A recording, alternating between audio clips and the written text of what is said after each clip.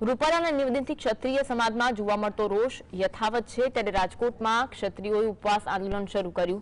રાજકોટમાં આવેલા રાજાશાહી વખતના આશાપુરા માતાજીના મંદિરમાં ક્ષત્રિય મહિલાઓએ ધરણા શરૂ કર્યા। કરણી સેનાના મહિલા આગેવાન પદ્મિનીબા વાળાએ અન્નજળનો ત્યાગ કર્યો છે અને આજે પણ ક્ષત્રાણીઓ ઉપવાસ આંદોલન યથાવત રાખ્યા છે। તો રૂપાલાની ટિકિટ નહીં કપાય ત્યાં સુધી આ ઉપવાસ આંદોલનની ચીમકી ઉચ્ચારવામાં આવી છે, અન્નજળનો ત્યાગ કરવામાં આવ્યો છે।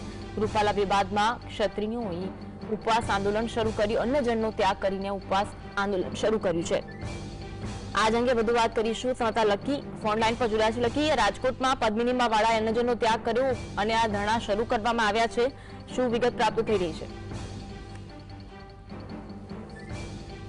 વાળા છે તે કરણી સેનાના મહિલા પાંખના જે અધ્યક્ષ છે તેમના દ્વારા અન્નજળનો ત્યાગ કરીને બેઠા હતા અને ત્યારબાદ તેમને અમદાવાદ બેઠક જે મળી હતી તેમને ત્યાં બોલાવ્યા હતા, પરંતુ આજે અમદાવાદની બેઠક છે તે નિષ્ફળ જતા હવે તેઓ રાજકોટ આવ્યા હતા અને ફરીવાર તેઓ આજથી જ અન્નજળનો ત્યાગ કરીને ધરણા ઉપર બેઠા છે। તેમની એક જ માંગ છે તમામની કે માત્ર ને માત્ર જે પરસોત્તમ રૂપાલાની ટિકિટ છે તે રદ થાય। તેમના દ્વારા જે ટિપ્પણી જે કરવામાં આવી તેને લઈને આ જે વિરોધ છે તે દર્શાવવામાં આવી રહ્યો છે।